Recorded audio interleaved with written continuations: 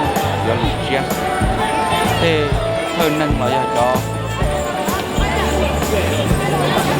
phải cho giờ là tuột ta lại lấy các tỏi giờ được nói giờ chế mong ya Hãy subscribe cho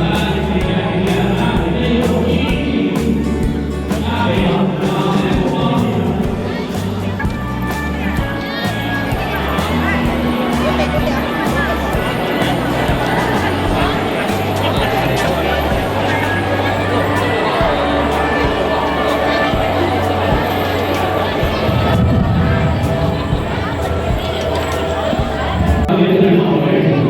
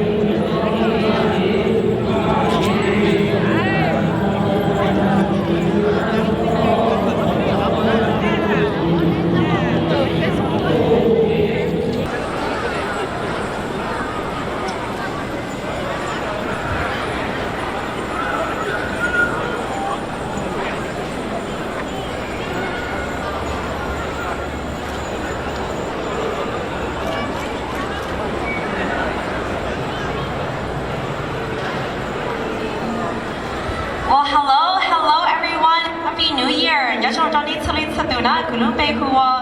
Nào xí sinh nha của nhà đi từ City Council Member Elect nhớ cho họ St. Paul, East Side St. Paul nữa. So I'm so happy to be here with all of you. You know, being a council member, I actually just got our election results yesterday. And so we had a really big victory, you know, in our Hmong community here and our entire east side of St. Paul. And I just want to say thank you so much, everybody, for this opportunity. Thôi cho nó cho ua, nhà họ lúc sáng mi số ta nó, họ hỏi choประธานcủa cộng hòa cho chùa lu, cho non-profit nhà họ sáng mi số ta, họ hỏi cho ý trọng niệm gì của tên anh cha mong thế chùa, nhà lúc sáng mi số ta nó, cú giờ cho gì, sáng ya,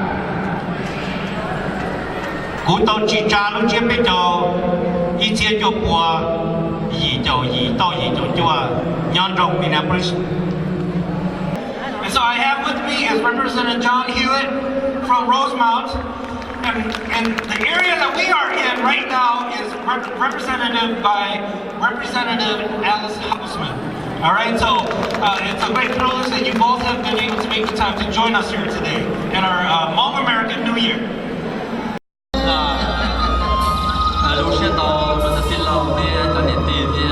một chỉ biết ba thì đào tạo em mình nhẹ trong xe chạp lại chúng ta chỉ bảo tàu họ còn nên chuẩn bị cái nó cắt nhau trong xe này đó.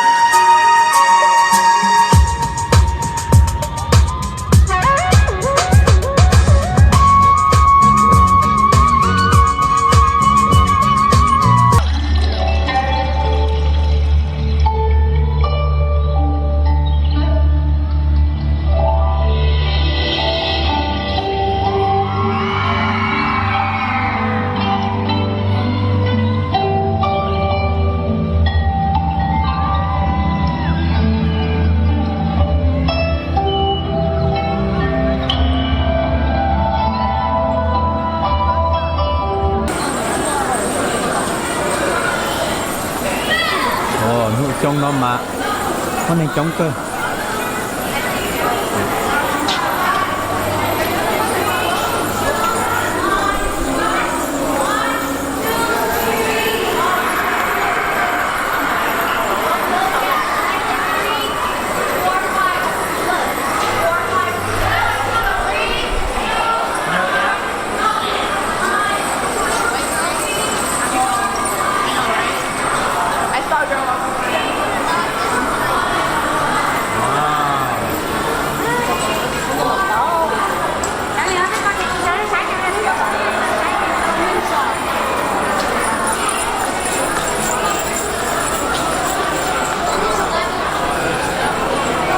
Nhá rong có bộ sạp về Colombia có hôn đi chá. Colombia họ ba tuổi ya na, trong xe na nó là nó American nó ya, lúc có liên tục đi cho, để bây giờ nó ta kỳ còn đi cầu thế, trong xe cái nó là này chống cờ đó, chống cờ thế bên một dạng gas stop là thế thôi thế, thì họ trong sập rồi. Có buộc sai để promote nó. Buộc sai để thế, họ chỉ cho sai để thế. Có cả tiền luôn chết luôn mi chỉ có thêm đôi trái để nó mà hay thì bây Hmong cái trong nhà lưu rồi biết tôi sẽ cùng chiều mà nó tôi celebrate New Year họ chỉ cho trái để nó mà bữa chỉ giàu do mà họ có mày bữa chỉ giàu cho rõ nhanh nhanh chứ do ở chỗ này